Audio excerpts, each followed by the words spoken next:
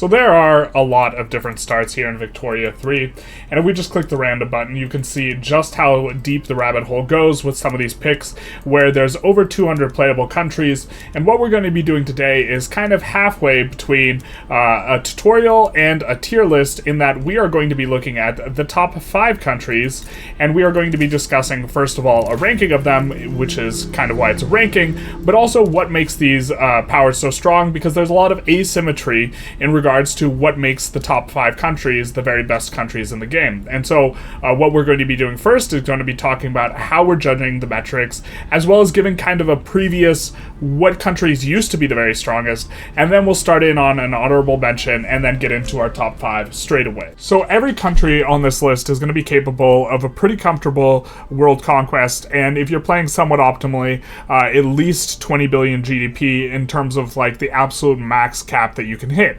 And so to say that you need to be playing as one of these countries to achieve like this types of outcomes is a little bit silly. You can do this with all the countries. And so when we're judging them, we're kind of going to be judging them on 2 metrics, and we're going to be judging them across time. The 2 metrics are, we are going to think of a combination of GDP, just nominal GDP, and what your growth rate will look like. And then secondarily, we're also going to be thinking of military power and military potential as kind of our metrics. And when we say we're going to be looking at it in various slices of time, what we're kind of thinking of is we're going to take effectively 11 snapshots when we think about who's going to be stronger over the course of a period of time, where we're going to ask ourselves at the start date, who has the strongest military and biggest economy? 20 years in, who has the strongest military and economy potential? 30 years in, 40 years in, 50 years in, etc., all the way to the end date of 1936.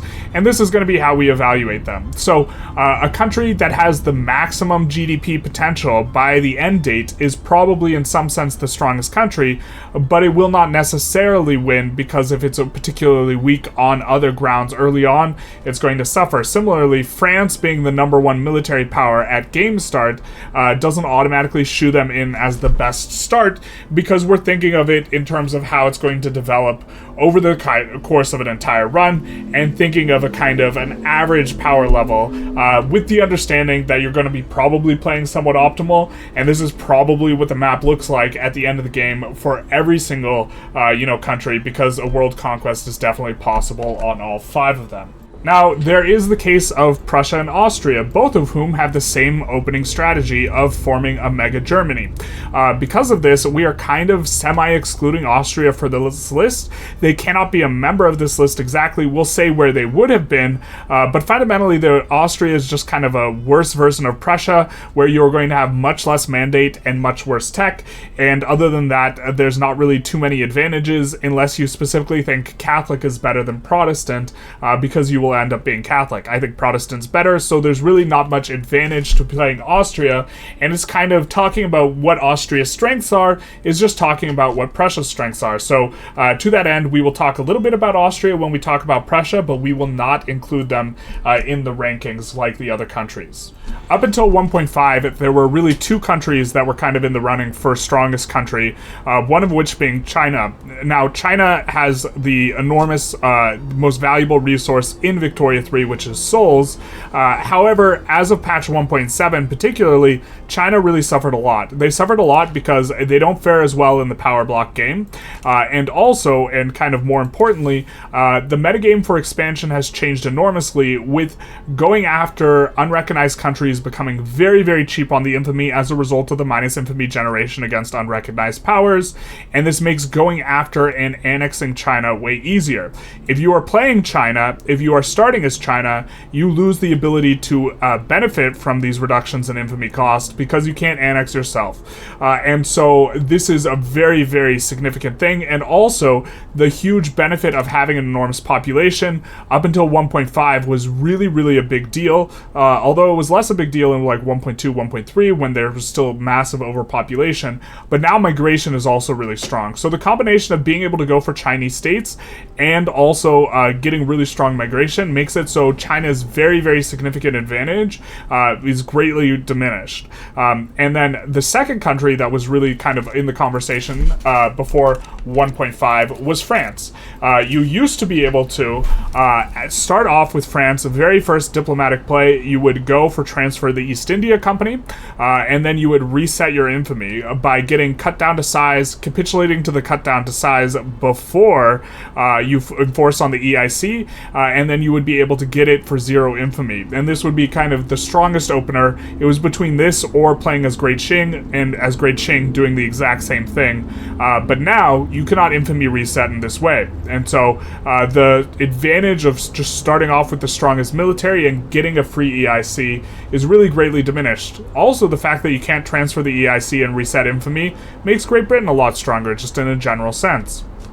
And finally, after patch 1.5, I actually do think that the strongest start was the United States of America, because the USA in particular has enormous migration potential, and we'll kind of get to some of the USA's advantages in particular, but they start off with a relatively large population and national militia, and nobody dislikes them, which makes them kind of the very best for reverse swaying.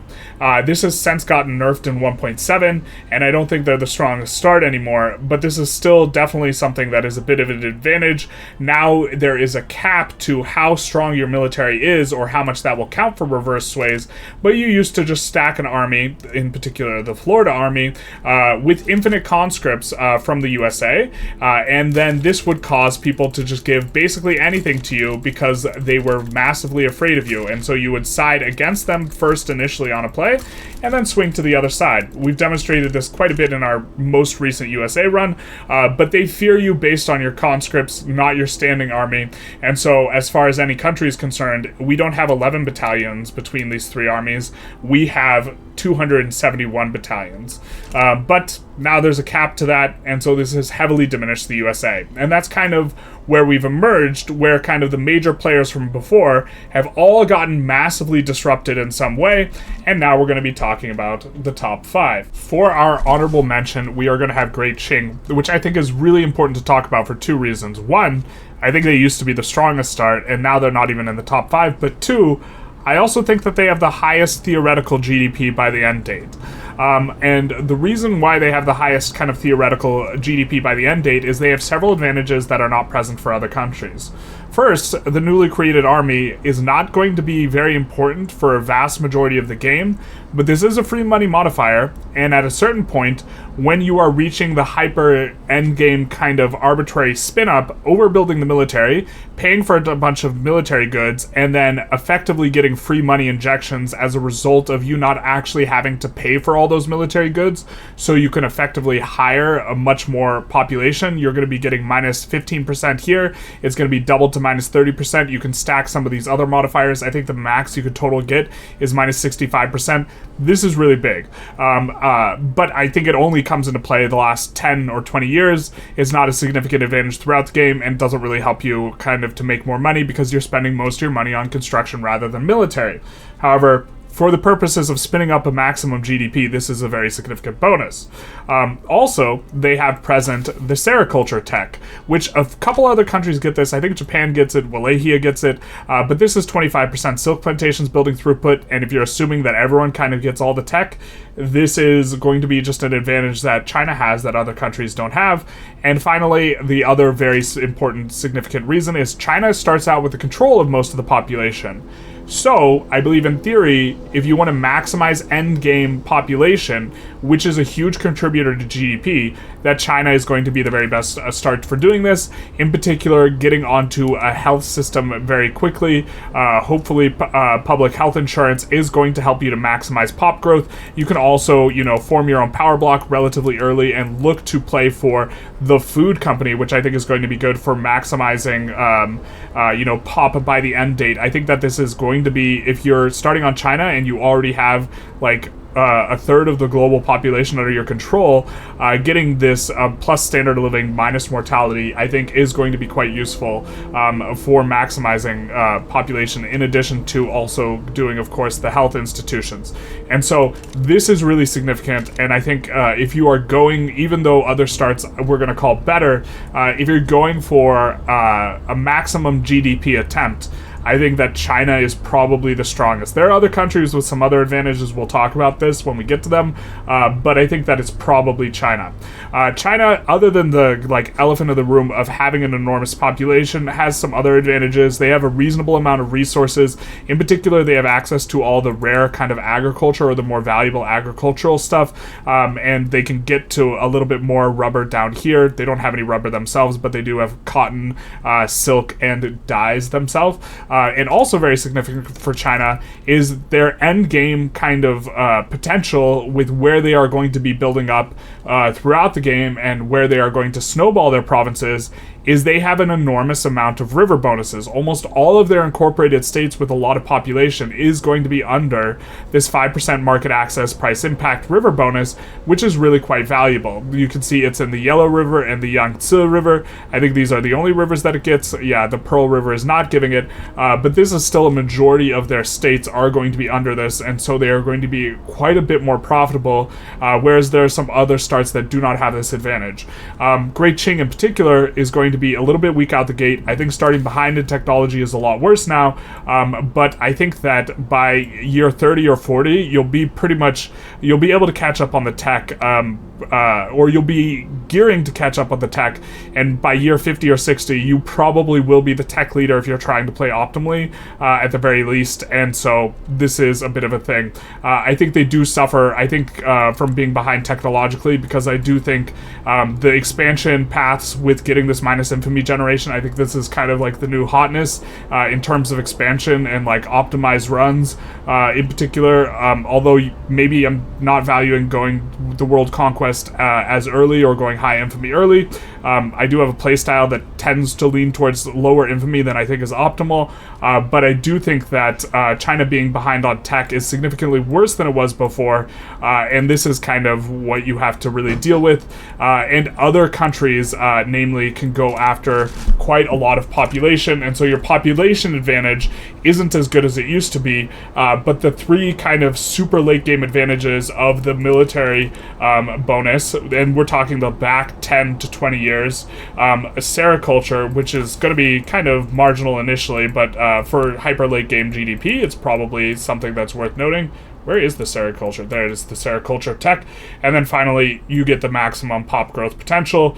But again, pops are going to be much less of a concern for you than they are going to, or than they have been kind of historically in the past. One of the reasons that China's pop is not as important as it used to be is the massively improved migration levels in 1.6, where it's much harder to run out of pops. But another reason is kind of a strategy that we haven't been executing that much in the past, but we have done a video on how to do this, is every single country can blow up India kind of at any point in time, or any point in time before the British Raj forms, and this is kind of the metagame strategy to do, is to blow up India and then go for those juicy pops, and it will be very little infamy to go for these things because they start off unincorporated when they initially go boom. We have a video on how to do this, but the TLDR is, if you are on Great Britain's side in a war, and then you declare war on one of EIC's subjects, Great Britain will not be able to defend the EIC. If they fail to defend the EIC, which they will because they can't, then the EIC is released as a subject. If they get released as a subject, they get an event. They always choose the option, or almost always, with one exception I've seen otherwise, will choose the option to just implode, and then you will get this situation. Because every kind of country can make use of this and really gain a lot more pops, and running out of pops is less of an issue, this is also one of the reasons why China's not going to be very good. We are going to assume that everyone is kind of doing this in the 50s, or this is what we did with our experimentation when we were doing runs for every single one of these countries to try and see democracy, which was the strongest. We were assuming that this was going to happen. Every one of these countries we went for Beijing and Primorier on, which you will see kind of shortly, and also we went for subjects in South America, which I think is particularly good for mandate generation, and a little bit of fiddling with the gold down here, and also the Suez Canal. This was kind of the expansion plan, but this central one is also, the availability of this also, in my opinion, is a pretty big factor for weakening China, especially because now you can get, intra-market migration for pops that are discriminated against, and so all you have to do is just take this state, and then you can start getting these cultures to be migrating to you, and so running out of labor is a lot harder than it was before. So in 5th place, we have Russia. If we were including Austria, I didn't do a test for Austria, but I would probably put Austria ahead of Russia and have Russia in 6th place instead, but we're going to talk a little bit about Russia here. Russia is notably quite powerful, but they are a slow starter, so I think that there's a good chance that, maybe 50, 60, 70 years in, they start to overtake, in some regards, just barely some of the other starts here that are just a little bit ahead of them. But in particular, their biggest disadvantage is they start out a little bit backward on the technology relative to other Europeans. And also, more notably, they start off with really bad laws. They start off with traditionalism, and they also start off with serfdom. Now, as of right now, you can abdicate your way out of this relatively early on. You could also do various cheese to get corn laws, guys, and this sort of thing. But coming up in 1.8, you are not going to be able to abdicate out of bad laws anymore, and Russia will probably get worse than they were before, and they will probably be a little bit worse than China. But as it stands, I think they're a little bit better than China. The tech and laws are the really kind of negatives relative to the other countries. Notably, we are going to be quite a bit slower getting civilizing mission relative to other countries. And missing a bit of a timing window. We didn't discuss it much, but when you pop India, I think if you're starting out as a GP, I think it's worthwhile to have civilizing mission when you do this, and you have to do this before 1956. So, for Russia's advantages, I do think that they are very significant. Out of everyone who we are going to talk about, I think Russia probably has some of the best rivers, if not the best rivers, in terms of getting a bunch of mappy on a bunch of key important states, which are going to give 5% infrastructure and the mappy bonus.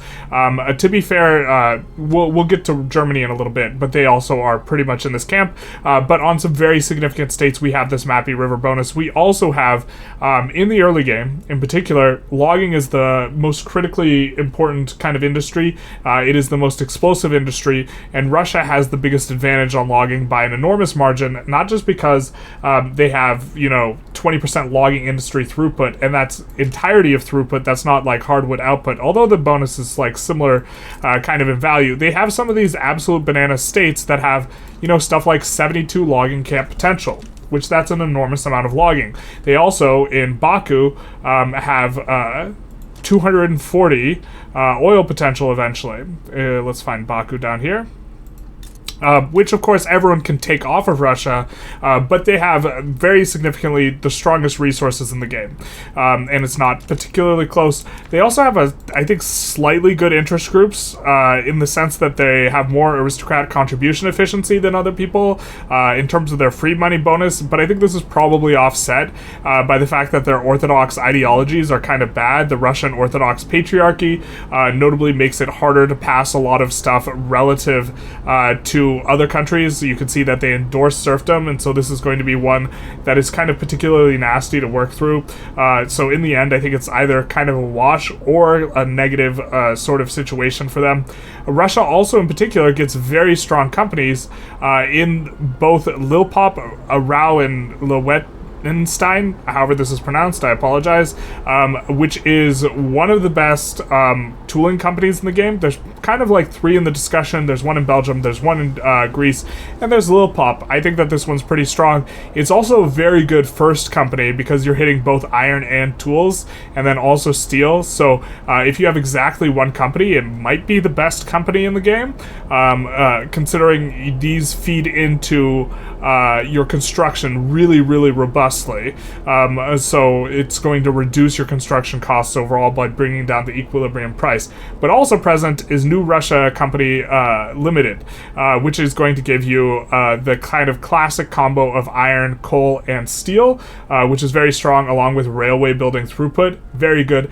I also, of all the companies that are like this, I think Spain is the best, or has the best one, because you could slot it in immediately. I think Russia is probably the second best. It requires Bessemer process. That's not too early in the tech tree. If we take a look over here, it's not too early. It is, kind of a tier 2 tech, so it's going to be very, very achievable. And then I do really kind of value the approval rating on the Industrialists, because this means you will be able to, throughout more periods of time in the game, maintain the job creators bonus, which is going to be particularly strong. And so I think Russia's really great. Also, really strong population. Out of all the Europeans, they have the most population, and so this is going to be quite strong. They also have a lot of gold as part of kind of the resources consideration that was newly buffed in 1.7. They have way more gold than they used to. To be fair, this is China we're taking a look at, just because we know that there is gold here.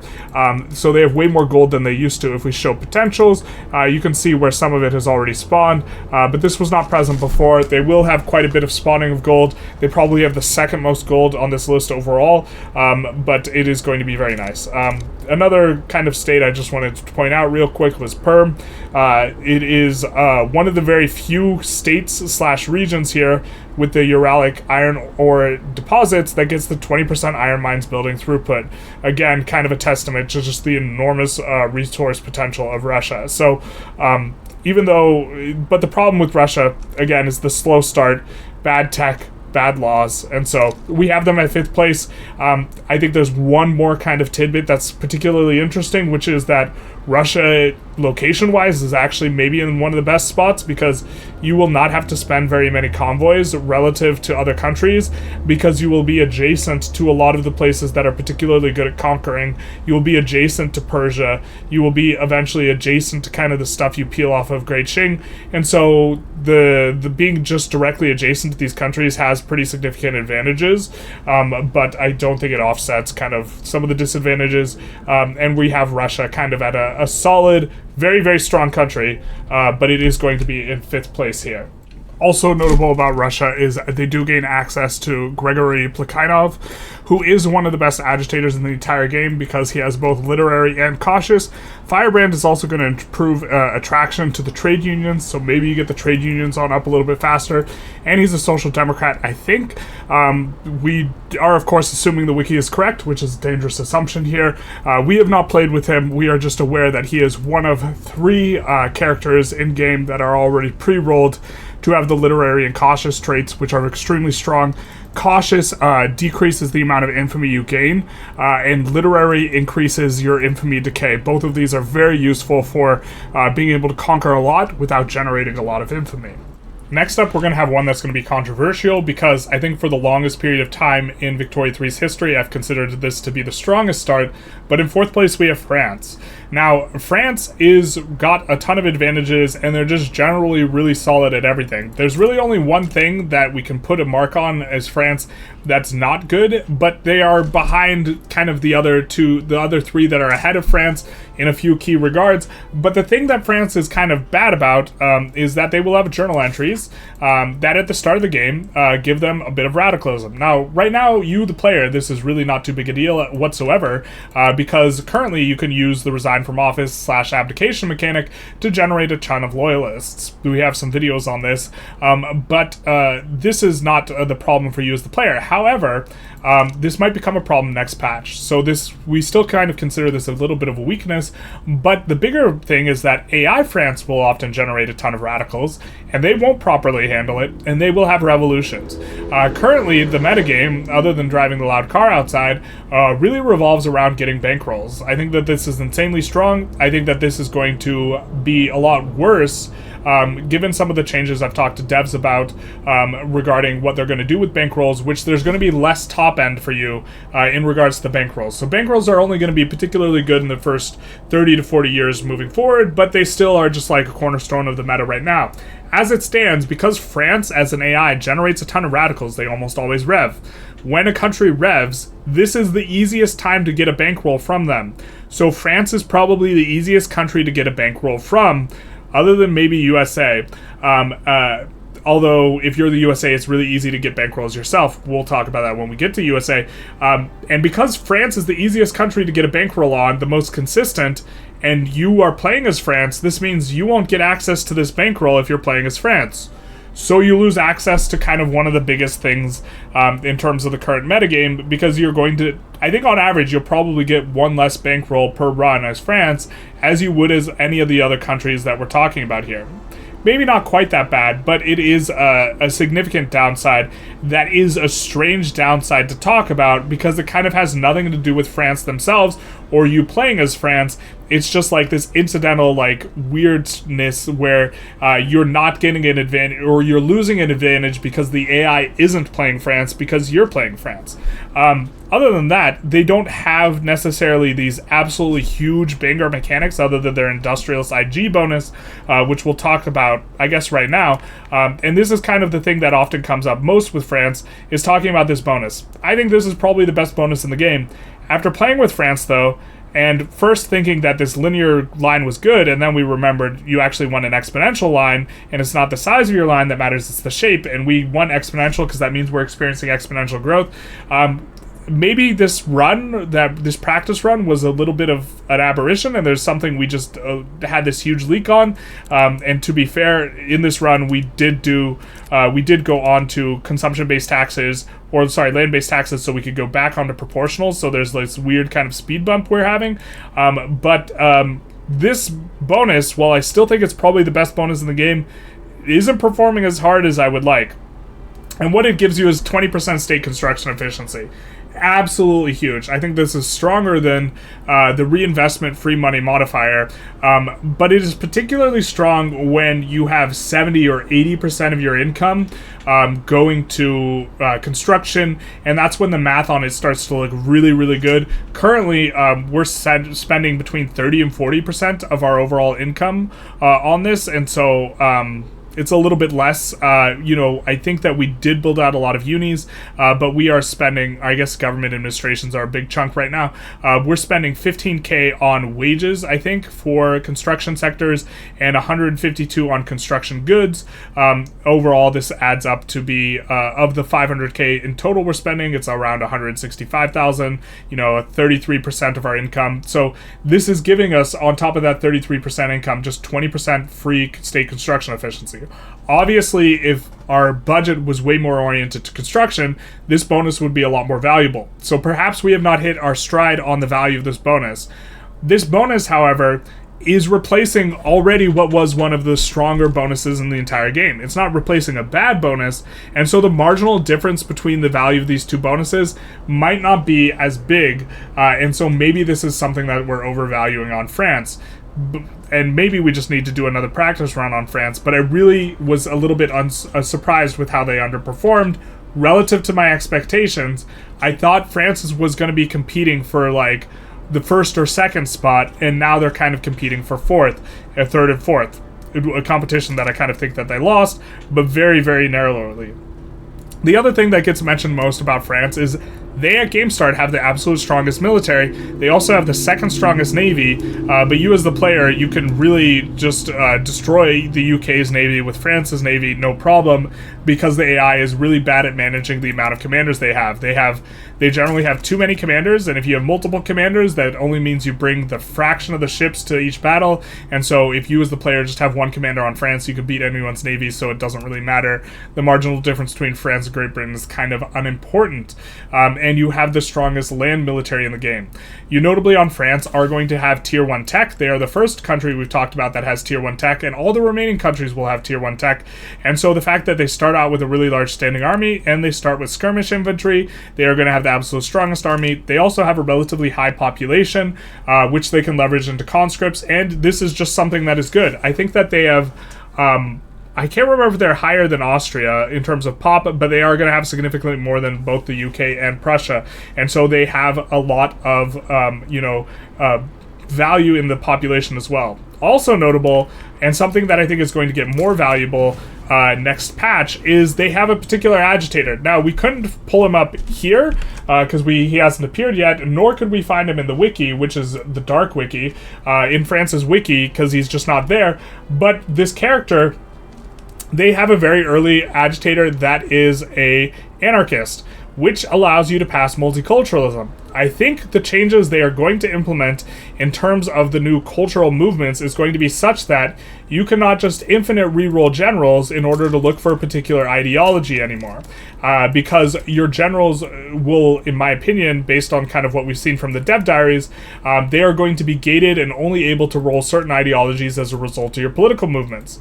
Which means external forces from agitators is going to be more important. If the countries that are going to be receiving agitators either way that will want to pass multiculturalism, the value of these agitators, I think, is going to go up, and France in particular has the earliest and easiest access to multiculturalism through their anarchist. I can't remember his name. I believe he's trade unionist over rural folk, but this is something to keep in mind that is going to be a little bit unique to France in regards to their agitator slots. The kind of last big thing the last two big things we want to talk about France is going to get the journal entry for the natural borders of France. This will give you Wallonian culture as a primary culture.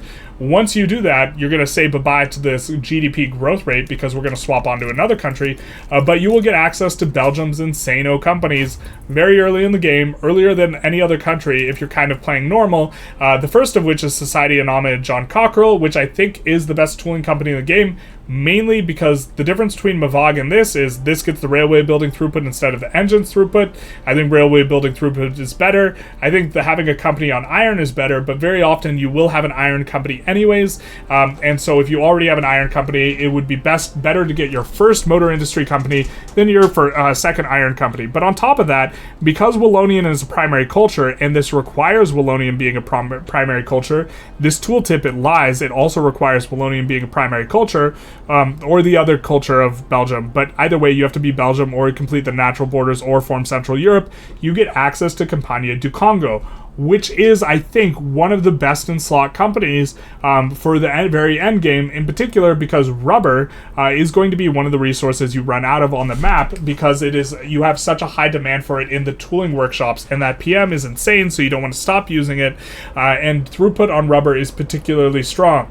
It is the only company, is by far the strongest rubber company, and it is a very strong iron company, and it's also probably the strongest wood company. Nokia is also pretty good, but Nokia is like wildly different. And so I think having access to this company is very, very strong indeed. But also, once you complete the natural borders of France, and once you get Wallonian and or Flemish as your national culture, you will also be able to, sometime down the line, form Central Europe, which is the biggest unification possible. France annexing both Prussia and Austria, once you subjugate them, or some form of confederation of the Rhine, if you end up going that way, is going to be kind of a major power bump that is not going to be accessible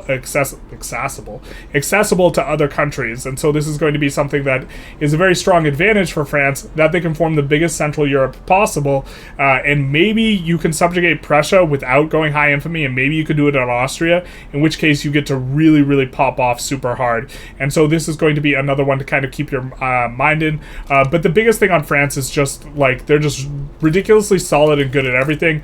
They don't have access to their resources. They still have some very, very good states, despite not having the very best access. I think that they probably move your capital to Alsace-Lorraine, because I think this is the only state they have that has a river bonus, but they do have several states that are kind of worth writing home about, and definitely places you can build, especially with the understanding that you are going to be picking up Wallonia relatively earlier, and this is one of the best states in the game, being kind of the full rainbow, having every resource. It doesn't have the river bonus, it does have a coal mining throughput bonus, but it is going to be a very nice state indeed, because it just kind of gets to supply everything itself. And so we're going to have France there in 4th place. Next up in third place, we are going to have the United States of America. I was actually very surprised at how good the United States felt in our test run. The United States has some very key advantages. The disadvantage is relatively straightforward. The disadvantage is they start out with a really small population and not a whole lot of GDP. And so there's a lot of work to be done with the USA, but they are going to have advantages in virtually every other category. One of the more notable ones, at least for the bankroll meta, being that they have insane Diplo, basically, at the start of the game, because as far as GPs go, they are the GP with the overall most friendly relations with all the other GPs, or lack of negative relations, or lack of things that are going to immediately spoil relations. And so they might have the potential to receive the very most bankrolls out of any country. They also have really strong resources. They have several resource bonuses. They are going to have access to a lot of coal, a lot of iron. They have some very key states, very strong states in places like Pennsylvania. They have New York, which has the electricity bonus, which is a very rare type of bonus to have. And they are going to have a very solid amount of states that are going to be having a river bonus, although these aren't the absolute bestest of bestest states. But the thing to kind of write home about these states is they have insane amounts of arable land. So USA will win the migration game, and USA will win the migration game super hard, and so they will get to pop off super hard because of all the migration attraction that they have. And so we didn't get to reach kind of the point where we knew we would be popping off super hard as the USA, but I think in particular, if you eventually are forming the power block, and you're eventually, we were a little bit slow on this one, if you're eventually forming the group for the migration attraction, you are just going to be able to have just bananas amounts of population. This is going to be very strong for you as the USA. And is one of the bigger things. Also notable in their states is going to be the presence of a lot of states with quite a bit of gold. Gold is very, very strong. We just picked these up from Mexico as kind of part of the normal USA track, and it is going to be very good. Now, there's a strategy that we didn't execute that is going to be very strong, which is you could just subjugate Mexico, feed all their territory to the Indian territory, and then annex the Indian territory for extremely low infamy. This is definitely something you could do as well. Is going to be present for the USA because you have to feed to someone who is adjacent. USA might have the overall best companies in the game. It's a little bit hard to say because the company that would be the very best company in the game is only the best if you can get their bonus, or is one of the best. But we're going to kind of go through some of them. Carnegie Steel Company is extremely strong. It's stationed in Pennsylvania.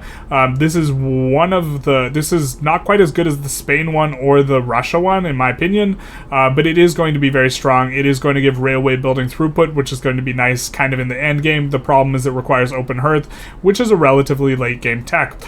They also receive General Electric is kind of a decent shout. You might slap this in occasionally.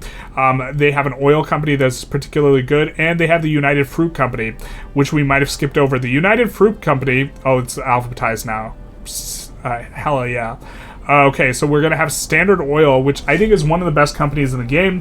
You have to spawn oil though, and sometimes you have games where you don't spawn all the oil you need to slot in Standard Oil, which is incredibly frustrating when this happens, because I think there's one state in the strategic region that was required, which is the Midwest, that gets up to 5 oil. There might be the case that there's one that gets up to 10, but you have to really spawn hard in order to slot this company in, but I think this is probably one of the best railway companies, if it's not the best. Eventually you do run shortages on oil. This is going to be a hyper late game though, where this is going to be particularly a lot better than the other railways. And here we have the United Fruit Company, which has the 20% plantations throughput bonus, which once you go world conquest and you're fighting for a really high GDP, this might be insane.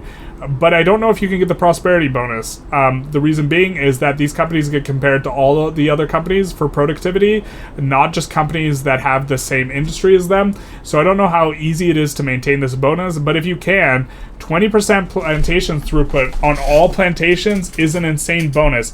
It might even apply to rubber, because rubber is called a plantation, but I don't know exactly how that's going to shake out. We haven't discovered rubber yet. The truth hurts. Rubber's called a plantation. I don't know if they get this bonus or not, but all of these, dyes, silk, sugar, tea, tobacco, coffee, banana will all get 20% throughput. That is quite a strong bonus here for the USA, and is one of the reasons why they're good.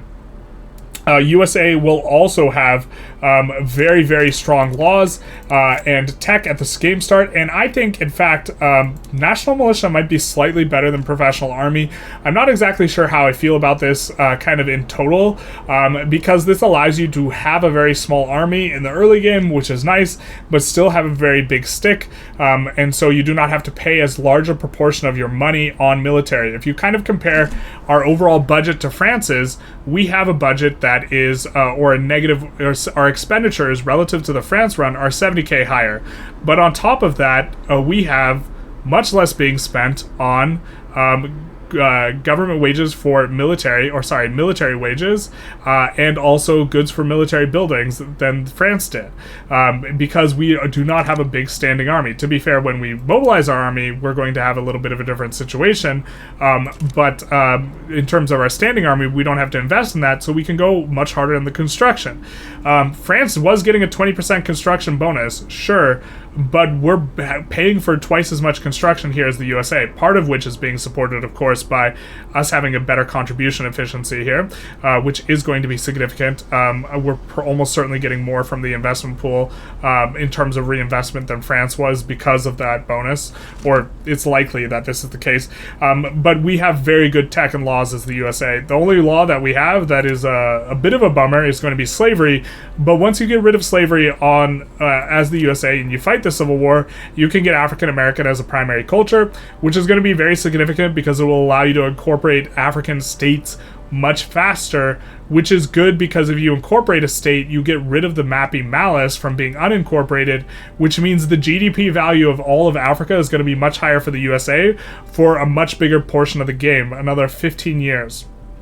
You will also gain access to the Statue of Liberty here in New York. I don't think we've built it yet, but it does give kind of a global 25% migration attraction bonus, which is insane. We already mentioned that they have overall the best Diplo and they're best for paying for specifically getting as many bankrolls as possible, but I just wanted to reemphasize this. But on the flip side, if you have an interest in the strategic region of the Midwest, of the Great Plains, you could actually get bankrolls off of the US fairly easily, and so it might be the case that it is a meta strategy to go for one of the grabbing a state off of any of the bordering strategic areas in order to be able to place an interest in the Great Plains to go for a bankroll from USA, which is kind of an interesting thing to think about. But other than that, USA will be able to play nice with all the GPs really, really easily. If we take a look, I don't even remember what we left off in terms of diplomacy, but we have amicable relations, neutral on Prussia. Oh no, they're antagonistic, genial, and antagonistic, amicable, just because they spiked, they decided Liberia was a thing. In fact, this is probably, we should probably just back down to that, just so we can maintain the possibilities of more bankrolls, but this is going to be particularly good. You also get the Mexico stuff, which you can go for, which is a good expansion plan unless you want to utilize the cheese we mentioned. And they also, the USA is going to have some nice agitators, like Carnegie, who is going to be an industrialist, and I think he's either literary or cautious. I think he's literary, but there aren't too many industrialist agitators that are particularly good, and Carnegie is going to be one of them. But the growth curve for the USA is probably going to be after the first 40 or 50 years. They really start coming on quite strong. France, I think, is going to spike a little bit when they do Central Europe, whenever that happens. Russia is going to have a kind of similar growth curve to the USA, but is not overall that explosive a start. And generally speaking, in Victoria 3, snowballing is pretty important, which is one of the reasons why we have China and Russia so far behind, because they can't snowball super hard. And the USA is a little bit slow in that regard, but you will eventually start really getting a lot from the migration attraction. Next up, we have Germany, or Super Germany, or Germany as formed by Prussia. But before we talk about Prussia specifically, I wanted to kind of talk a little bit about Austria and why we have Austria back in 5th place, if we were to put it on the rankings, instead of having it, ahead of both the USA and France, since both Germany and Austria can form Prussia. The primary reason is that I think that it is very significant to be behind in tech. Victoria 3 is a game of snowballing. This this is something that's really hard to emphasize in a lot of spots because it seems like, oh, well, I got this thing anyways. But if you get water tube boiler earlier, then this means that the value of your mines will be much higher earlier. If your mines are more valuable earlier, this means you will get to add more construction. If you have added more construction, you will have more buildings. And so even though Austria can eventually catch up, maybe 30, 40 years in the game, when they do catch up, they will not have had the snowball of that extra economic activity, allowing you to afford extra buildings, and those extra buildings giving you further extra economic activity, allowing you to afford more and more and more. Instead, Austria will start without railways, and they have to play catch-up. Notably, USA and France are both in Tier 1 tech, along with Prussia. I think that this is important. I also think that it is more important now that the metagame, I think, has shifted a little bit. If you are looking to stay low infamy for an extended period of time, which, to be fair, I think that optimal is doing this less than I do personally, but if you want to do it for, let's say, the first 40 years or so, which I think is what is going to be correct, 40, 45 years, maybe 50 years, relative to going to 1K infamy immediately, being able to get onto this earlier and have this breakpoint where you will have civilizing mission for minus 25%, colonial offices 3 for another minus 25%, and also the colonialization will allow you to go really, really cheap on your expansion, specifically in places that are unrecognized. I think that this is significant. Also significant, as we're talking about colonial offices of Prussia relative to Austria, is one of the really big advantages of Prussia is you are going to generate mandate the second most quickly out of anyone. Now, I think that Trade League is probably a little bit weaker than Sovereign Empire. They're probably pretty close. I think that specifically for USA's, Trade League might be a little bit better. The main distinction being is I think that external trade, colonial offices, and construction are all hyper meta. And if you want a kind of fourth free slot, in this case, we are choosing advanced research as the free one.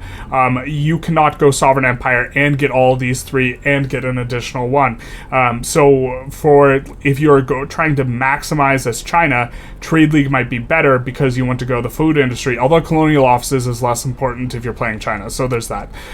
But in particular, Austria is going to generate mandate much slower than Prussia. They're going to hit all the mandate breakpoints way later, and you can notice here we're almost done with our mandate generation in 1851 in terms of what's important, because external trade 2, we're fine with this, construction 1, we're fine with this. What we really want is just getting to advanced research 3. So those are kind of the main differences between Prussia and Austria that make Prussia look, in particular, a lot stronger. Now, Austria has some advantages relative to Prussia. It does start out with a little bit of a bigger economy, and so this is something, but for both of these, you will eventually form Germany, and it kind of overrides a lot of the advantages that Austria has over Prussia, because you as the player can do this very consistently. Notably, this run wasn't like fully min-maxed to form them as quickly as possible. I'm not sure how quickly forming them is optimal. I don't think it's necessarily as quickly as possible, but almost certainly faster than we did it in this run. That way you could kind of make use of your bigger economy. But even then, you see here we have nearly 200 construction more than the USA run, which had 200 more construction than the France run, and a GDP that's just about double. It is not particularly close in regards to looking at USA versus kind of the level of Germany that we've formed right now, knowing that we have a very similar tech tree and we're coming up on much of the same things. Super Germany also notably has very, very robust resources. They have both the Danube River and the Rhine River kind of flowing through them for the 5% MAPI bonus, and I think they might have just about the very best density of states that are going to have both iron and coal. Now, they have a lot of them that have this middling amount, but this will allow you to spread out stuff much better and always be building where there are peasants and unemployment really profitably, because you are going to have an enormous amount of states that have the iron and coal combo. You will have some states that are just absolutely bananas, like Silesia and also Saxony and Westphalia. All these states are incredibly strong, and you will notably also have access to the eventual formation of Central Europe, and your Central Europe formation is way more locked in than France's, and you'll be achieving it way earlier because you only need 2 additional states.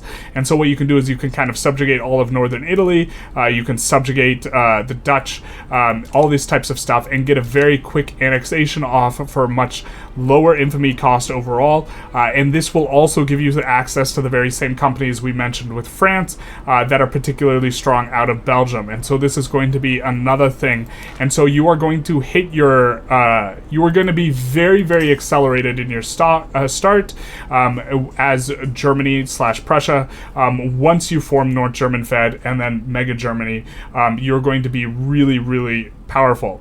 However, once you've done these two things, then your cards have kind of been played and you don't really have additional advantages. Now, to be fair, this is a really nice card to have played, but this is going to be something significant. Also, expansion is a little bit more difficult mechanically as Prussia because you start out with very little coast and very little boats, which makes some of the expansion stuff a little bit more difficult, but it's still very doable to go for what I think is meta anyways, which is subjugating in South America. You can see they are in our market, going for these 3 states off of China. And so because you can still get it done anyways, it's really not too big of a concern that you are going to be it's going to be a little bit more difficult to execute on that specifically.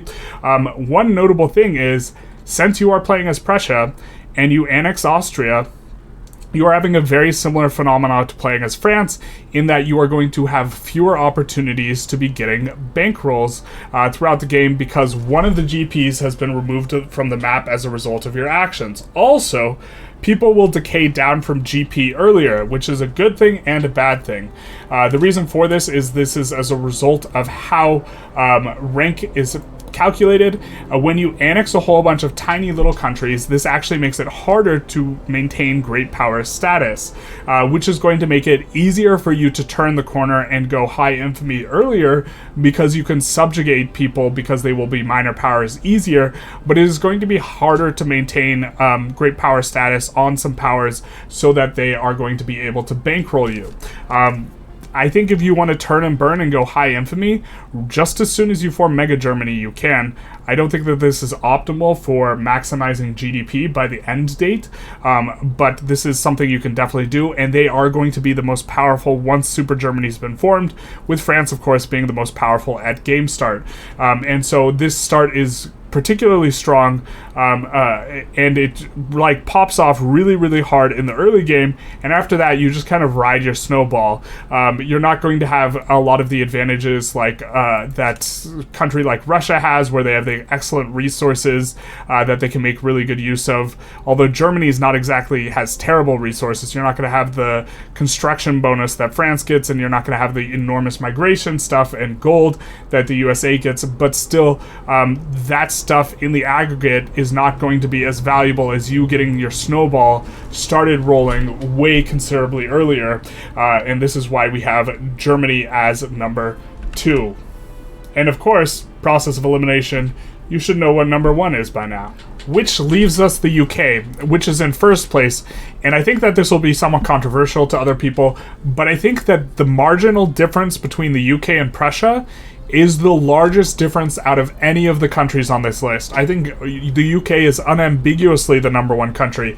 And I know what you might be thinking, hey, you know, Germany had like 560 construction. What do you mean that 600 is just a little bit more, and your budget doesn't even look that good? That was 5 years later that we had that with the Germany run. Now, to be fair, the Germany run is probably has more leaks in it than what we did with our start here as the UK, but I still think the UK is very, very much kind of stronger, and in the 5-year time I think we would comfortably have 600 construction, and the UK has a lot of other advantages going on for it. The GDP in particular is actually a poor metric of how good the UK is doing as a result of it having a lot of its GDP overseas, where it is not calculated for the purposes of GDP, but it is, you're still getting ownership. And so I think UK overall is just most explosive by an enormous margin. They have the second strongest military, I think, at game start, but they definitely have the strongest navy, or they have the second strongest land army. And you can, as the player, engage in basically as many wars as you want to, very, very comfortably as the UK, against basically everyone or anyone, if you wanted to, as a result of having the navies. They generally logistically make it a lot easier overall, because you can full transport massive armies. To be fair, it's probably optimal to delete some of this army or navy, but you don't have to do any of that kind of noise. Now, one of the reasons why the UK is a lot better than it looks, I think that a lot of people don't really fully appreciate what is the power of the UK, because a lot of times you look at the GDP, you look at the military, you look at the income, and these do not necessarily look super good for the UK at first glance. But very significantly, the UK has way more financial districts than any other country at game start, which allows them to start pumping up free money modifiers faster, and they will have an investment pool that's more capitalist oriented, which is kind of a superior investment pool that's going to generate a lot more free money. Also, if we take a look over here, we look at the building registry, and then we click on foreign ownership is located abroad and is owned by British pops. We will see that there's a lot of places that are owned by British pops that are overseas. In fact, everything that is blue is owned by British pops. So all of these buildings, they do not contribute to our GDP, but they are contributing enormously to our economic activity and our overall income. So if we go to this, opium plantation in Delhi, the amount of value that is effectively going to the local economy, that is, since these are in Delhi, they are in the East India Company, the amount of value that is going to the EIC is equal to the wages, plus the slave upkeep. Although we don't see slave upkeep too much. We're not used to mentioning that. The rest of the value that is in the balance, so that's like 3.5K here, the rest of the balance, 18.5K, that's going straight back to the UK, and is going to be getting paid out in terms of dividends, and is also going to be our owners buying various consumer goods, of which we disproportionately produce more of than any of the other countries inside the British market. So this is good for us, and so this weekly balance, we are taxing it real heavily because of kind of the second thing that is insane for the UK. The UK has absolutely bananas authority. It has so much authority, and so you notice we have just about every tax in the book on the upper strata here. So this means you can kind of fully extract from the upper strata even before you have like proportional taxation, or not fully, but you're getting what I hope that you're picking up what I'm putting down. The level of taxes on the upper strata, just from consumption taxes, because they don't really pay anything in poll taxes, is 23%. This is before we get on proportional taxation or graduated taxation, which, to be fair, is going to be a little bit slower for us because we're not using abdication cheese, and the trade unionist is back here, and we also are on per capita taxation. But with that said, we're still extracting enormous amounts from the upper strata because we can afford to put in a massive amount of consumption taxes. Now, this does look like something another country could do, but we are putting even more stuff in, and that is because we have a ton of decrees. We are settling down, look at this, 3, 6, 9, damn she's fine, there's a 10th decree. That is 10 decrees we have down. And that is an enormous amount, and it allows you to build hyper tall as the UK. The reason why we can afford all these decrees is because the UK is in a very unique situation, because they start out with vassalization and an enormous amount of subjects. We are getting 500 flat authority before percentage modifiers from all of our subjects. This is insane. No one else has remotely close to this amount of capacity to capture their overall economic activity of their nation under decree while still being this big. Another huge thing is if we take a look at the GDPs of these three places, and let's just kind of ignore the turmoil. This is frictional. This is something we're about to solve here in this run. If we take a look at these states and we look at the GDP relative to the total GDP, we will see 9 million. We'll call this 8 million because we rounded up on the last one. So 17 million plus another 9 million, that's 26 million. Half of our GDP is under these decrees.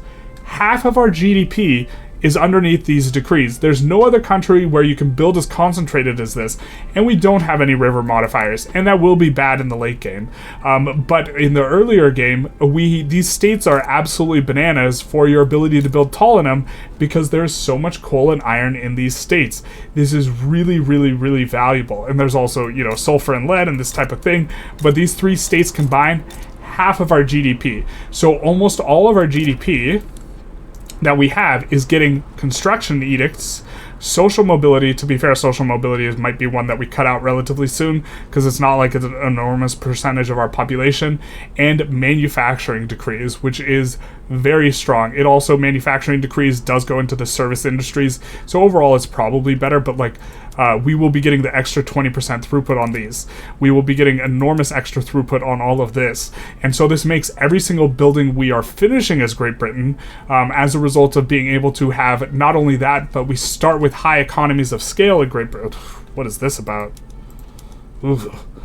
We start with high economies of scale in Great Britain as well, because the game start condition has us on high economies of scale already, because we have so many buildings that are already at like level 20, and so every building we construct as Great Britain will be worth like 40% more than a building we construct on another nation as well. You are just so explosive out the gate. On top of this, you will generate, as a result of having a whole bunch of subjects, you will generate mandate faster than anyone, and it is not even close. If you take a look here, we're actually further along than Prussia was. Prussia's 5 years later, and Prussia's the next fastest. So we're basically, I mean, we have what we want. Vassalization 3 would be the next thing we get. It's not really that important. It helps us generate mandate a little bit faster. I think we go Vassalization 3 and then actually swap out Construction 3 for something else, but we will generate this way faster. And this having a ton of subjects is something that no other country has. No other country has as many subjects, nor do they have subjects that are anywhere near as big. And this leads to, if we take a look here, and we take a look at diplomatic pacts, we have been emphasizing so far just how powerful bankrolls are. If we take a look at how much money we're taking in, we'll notice something about the EIC in particular. Hey, they're paying us just about as much as a bankroll, and so you will basically have a permanent bankroll. Now, I do believe we have increased subject payments on the EIC in order to get the additional money, so we are getting more of the bag in that sense, but that is going to be really powerful. Previously, I don't even think the UK was in the top 3 discussion before this latest patch, but a few things have aligned.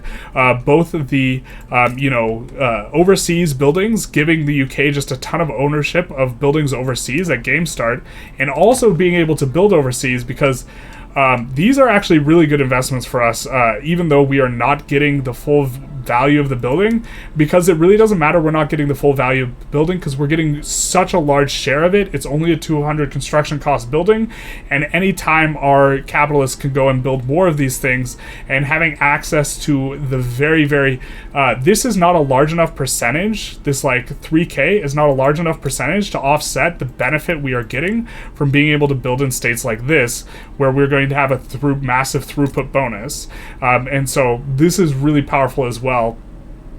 And before, you used to just be able to transfer the EIC away from the UK as well, and be able to stay on low infamy while doing it, and this is no longer a feasible thing. So these changes really helped out the UK a lot, and I think that the UK is just unambiguously now the strongest start.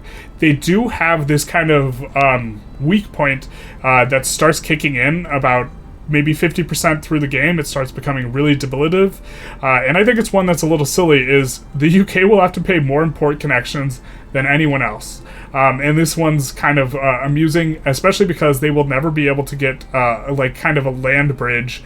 Often if you're like playing Germany, you can get the Ottomans in your market and then get Persia in your market and form a land bridge all the way to your provinces that you're peeling off of Great Qing, or the provinces you've taken in India, and you won't have to pay convoys on all these. No matter what you do as the UK, you do have to pay convoys because you have to cross this, or you have to move your capital. If you move your capital and you've been building tall in the British Isles, then you will still have to pay a bunch of convoys to ship the stuff from the British Isles if your market capital is not on the Isles. So this is a little bit of a disadvantage, but overall I don't think it's that big. They do not have anything that scales super well into the hyper late game. They do have Protestants, which is nice. Their PB is a little bit better than the average PB, where they were getting a better loan interest rate. And if I'm not mistaken, the average PB gets 10% bureaucracy, and I think 5% bureaucracy and authority is better, but I could be mistaken about what exactly this bonus is. I do think this is a little bit better, and so leaning into the PB as the UK is useful. This extra loan interest rate, notably, if you have these guys powerful, happy, and you are on laissez-faire, and you have kind of the important technologies, or most of the technologies, you will actually pay 0 in interest, which is pretty nice because the amount you're paying back in interest is going in the hands of the ownership class, which is the class you want to take money from most, and so this will be useful. And the UK, notably, is also going to pop off way harder once we eventually do get to proportional taxation. We're not on it now. The only run where we managed to achieve proportional taxation in kind of our speed run, how strong is this country, sorts of testing was France. But I think that what we are going to do now is going to be a bit of a double abdication, which brings us to perhaps the crown jewel of the UK. If all of this wasn't enough, the UK has access to Charles Dickens, who is the best agitator in the entire game because he has both the cautious and the literary traits. We've discussed these before, why these are so valuable, but on top of that, he has the persistent trait, and you can get him basically from game start. This was pointed out to me by another player who's actually made a video on how to double abdicate out. We won't explain it or show it because it takes a little bit of time. We'll just link the video. But notably, if you use multiple abdications, you can get Queen Victoria on the throne, and then you can get Charles Dickens back on the throne as soon as Charles Dickens spawns. And it seems to be the case, it appears to be the case, that having no agitator slots filled will make it so Charles Dickens spawns relatively quickly. And he can spawn basically at the start of the game. You can see here he's already 34. If you have him at game start, what this will effectively do, cautious stacked on top of literary, they're effectively multiplicatively effective with each other, and you will be paying, in 2 years, you will decay a total of 10 infamy. If you have the literary trait, you'll instead decay 12.5, and that infamy will be worth 25% more if you have the cautious trait, because you can do everything for 80% of the original infamy. 25% of 80 is 20, right? And so if you add that to 80, you're back up to the full 100%. And what this represents is you can engage in diplomatic plays that cost 50% infamy overall and stay the same infamy as if you didn't have Charles Dickens, and this is with Charles Dickens alone. This is absolutely huge. This is absolutely bananas. You have the power to push around people, and then with Charles Dickens, you will have the infamy to take it without decaying your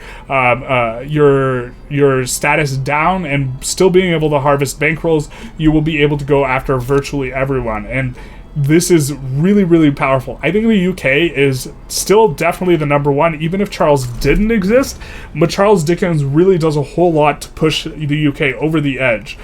There's another agitator that's like this in the GPs in Russia, but they spawn way later. You have to research dialectics first.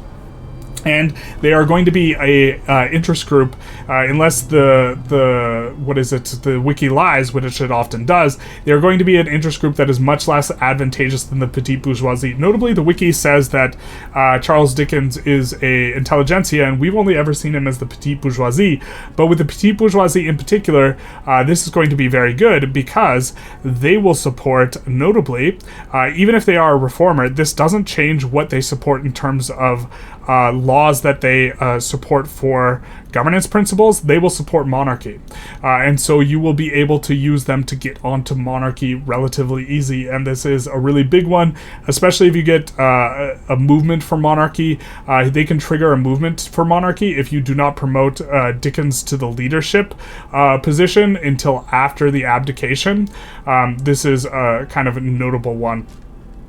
Although perhaps some of the details on exactly how to double abdicate at game start are something worth exploring. It's kind of outside the scope of this video in particular. Just know that Charles Dickens is insane. The UK is insane. And I just don't think it's remotely close. They are just like pre-built and ready to go. They're already just so strong. And on top of like all this, when you eventually do consolidate, being able to consolidate and annex all of these guys quickly is huge.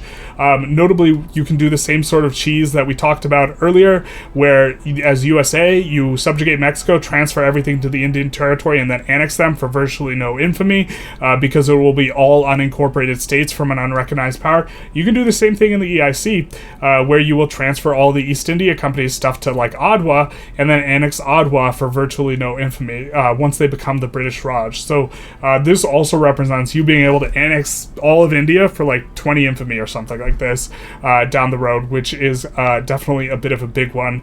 And you will be annexing all the territory that you had been spending building up anyways. Notably, you probably want to even consider giving investment rights to the East India companies so that you can leverage their investment pool inside your own country, and they will buy your own stuff, allowing you to pop off really hard, because the AI is really bad at using investment pool, and if you're going to annex them anyways, and the ownership is going to go over to you anyways, this is in some sense free money. This is not a strategy we've explored, but it is something to consider when you have subjects. We did explore it a little bit with Prussia, as when we were playing as Prussia, we gave a bunch of our subjects investment rights to effectively gain their free construction. But that's it. That's the list. We have, just to kind of go back through it very quickly, because this video is already quite long. As an honorable mention / 7th place, we have Great Qing. As a 6th place, we have Russia. As a sort of 5th place / we did not put them in the original rankings, we have Austria. In 4th place, we have France. In third place, we have the USA. In 2nd place, we have Prussia. And finally, in 1st place, we have Great Britain. Let me know what you guys think. If you think I was totally wrong, feel free to, put that in the comments, this sort of thing. And other than that, have a good one.